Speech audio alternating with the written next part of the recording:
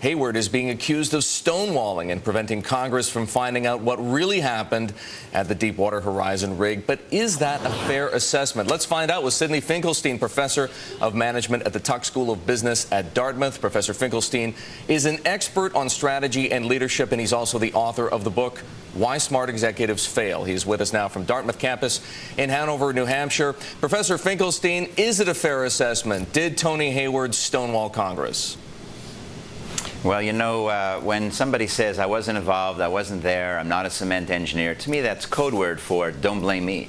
I wasn't the one who did it. And it's really quite interesting. Seems to me President Obama has taken more personal responsibility for what's happened than even the CEO of BP, Tony Hayward. So I think the criticism is justified on Hayward. I think his performance was awful and didn't give very many people, or didn't engender very much confidence in them. With all due respect, what if, in fact, it isn't entirely his fault? There's no question the buck stops with the CEO if it's a company, and it stops with the president if it's a government. But Tony Hayward hasn't been CEO of BP that long. What if he's telling the truth when he says, I don't know, or I didn't make that decision?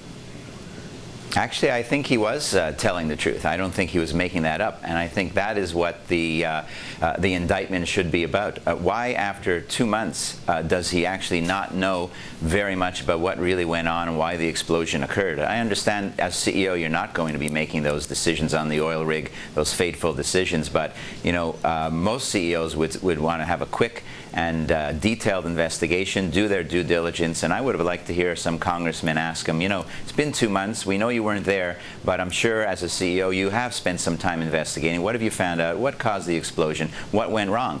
And unfortunately, we didn't hear that type of question either. Professor, what if that's just the best advice that Tony Hayward's lawyers gave him in a no-win situation? On the one hand, you know you're going to face attack dogs in Congress. On the other hand, BP potentially faces enormous legal liability if negligence is proven. The man standing up in front of those congressional investigators doesn't want to acknowledge that BP was in any way negligent, because it would mean the company faces billions of additional dollars in potential claims. You know, you have a catch-22, because what you're saying is right. You don't want to make it any worse, although I have to say that Hayward has gone on record as saying we're going to make it right, we're going to pay all legitimate claims, and so he's given up the idea that BP doesn't have any responsibility here.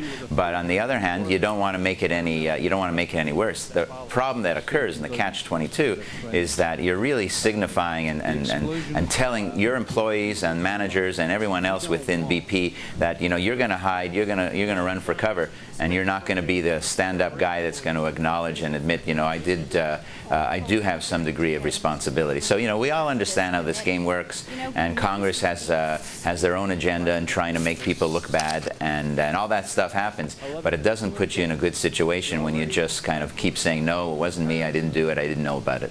Okay, so Professor, very briefly, 15-20 seconds to go. Perhaps a failing grade for Tony Hayward's performance. What about Congress? Give them a grade. Congress is typically just telling stories, excited to let everyone know how much they know, and they like to pontificate. That doesn't do anything. No real questions were asked, or hardly any real questions were asked, and that's a shame. Well, that's some important perspective as well. Professor Finkelstein, thank you. That is Sidney Finkelstein from the Tuck School of Business at Dartmouth joining us this morning.